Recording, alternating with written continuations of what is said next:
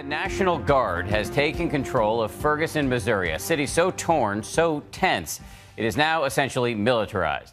We're going to give you an extraordinary look tonight at what it's really like on the front lines in Ferguson. ABC News correspondent Alex Perez and Nightline producer Chris James spent 48 hours out on the streets with both police and protesters.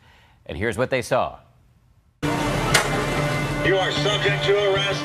It's midnight in Ferguson, an entire city bracing for lockdown. It's really like, the last battle because we've been done unfair. On one side, protesters like Haiku, a young activist. He's gearing up for another night in his hometown, a city under siege. Why are you wearing the bandana? They tear gas me. And it's really, honestly, it's not going to do anything other than help me breathe. I won't be able to see, but if I can breathe, I don't need to see where I'm going. You must leave immediately. No justice! There's a guy with a gun up there. Be careful. On the other side, police in full force. You are violating the state-imposed curfew. Armed to the teeth, prepared to do what it takes to enforce a state-mandated curfew. For the protesters, it isn't just about the right to free speech and assembly. They say they're here fighting for their freedom. I'm here because I feel like the Constitution doesn't have business hours. The first day that we protested, it was basically to let the police know that we want justice for this child. Justice, they say, for 18-year-old Michael Brown, an unarmed teenager fatally shot 6 times, twice in the head, by Ferguson police officer Darren Wilson. He has not been charged with any wrongdoing, but this morning, Michael Brown's mother told our Robin Roberts she wants charges brought. How can peace be restored, ma'am? With justice. And what is justice to you? Being fair.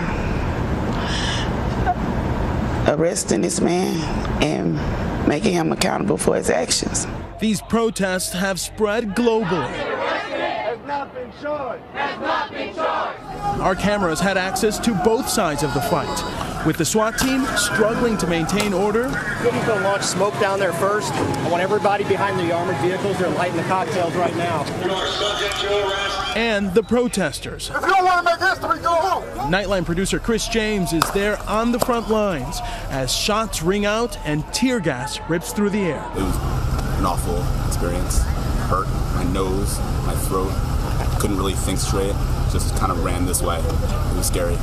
State Senator Maria Chappelle-Nadal knows what that feels like. 3 days of tear gas. I was victim to tear gas 2 of those 3 days.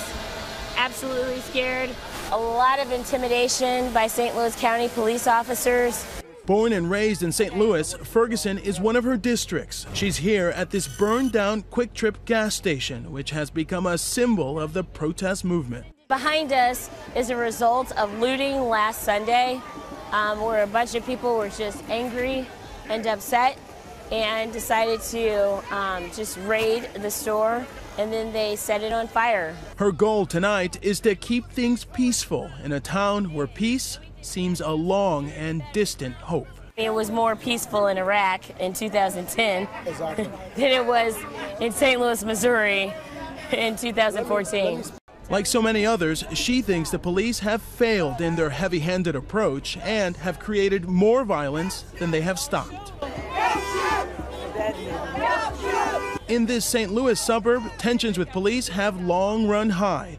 In a town where 68% of the population is black, there are only 3 black police officers. This group of people represent the victims, because any one of them could have been Michael Brown, depending on the day and time.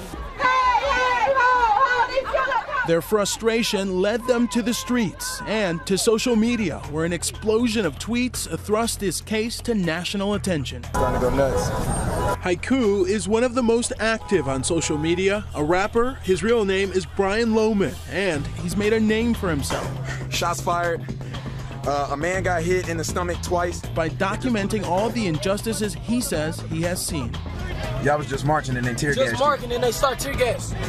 That burn. As soon as that sun goes down, man, it's like a third world country that's fighting for liberation once again, because it really is like that. He feels it's his duty. In the past week, he's gone from having 300 Instagram followers to more than 7,500. He takes us to the spot where Brown was shot down. Here, supporters have built a makeshift memorial, a handmade tombstone, signs calling for justice, and above all, love.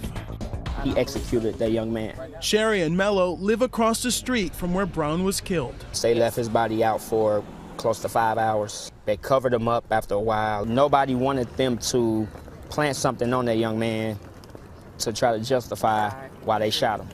You know, so everybody was watching. When tensions flared, they sent their son and daughter to stay with grandparents out of safety concerns. For them to see somebody lying out in the street, you know, they got questions, you know. They want to know right now, because our kids are not home, why they can't come home. We can't allow them to come home. Why can't you? Well, because looters do stupid stuff like blow up a gas station, you know, gas. So what happens if something like that explodes? Sherry says this day was bound to come. The community as a whole is just tired of being harassed by the police in its entirety.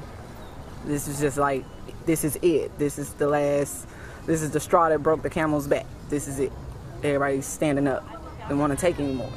The hopelessness she feels echoed by so many Black Americans across this country, including rapper J. Cole, who released his emotions through song, penning a poignant tribute to Brown called Be Free. All we want to do is take the chains off. All we want to do is break the chains off, man. All we want to do is be free. All we want to do is be free. He says he's not here as a celebrity. It's out here like everybody else, brother. Same thing that all these people out here for, that's what I'm here. The only thing that we ask is for equality. In 2014, we still on the struggle, and it's insane. But everything you say is real. My baby, your baby, everybody baby can be the next Mike. It don't matter what he was or what he did. Look at how he died. I don't care if he killed somebody, you don't kill a man like that. But reports of shooting at both police and civilians has led to the large police presence. The Missouri State Patrol has been on watch for days. They're led by the charismatic Captain Ron Johnson, a native of Ferguson. His approach is a stark contrast from the Ferguson police. We thank you for being here to protect us. And he's determined to change public perception. Captain, when you hear thank you like that from the community, what are your thoughts? I think a lot of the cameras believe that that's something that's uncommon. We thank each other, we greet each other, we hug each other, we slap hands, and we smile, and we do that all the time. Changing perception won't come easily. Riot scenes play over and over like bad dreams. Over the past 2 days, these streets look like war zones. We followed Haiku as he picks up a friend, fresh from a standoff with police forces. He's just been tear gassed.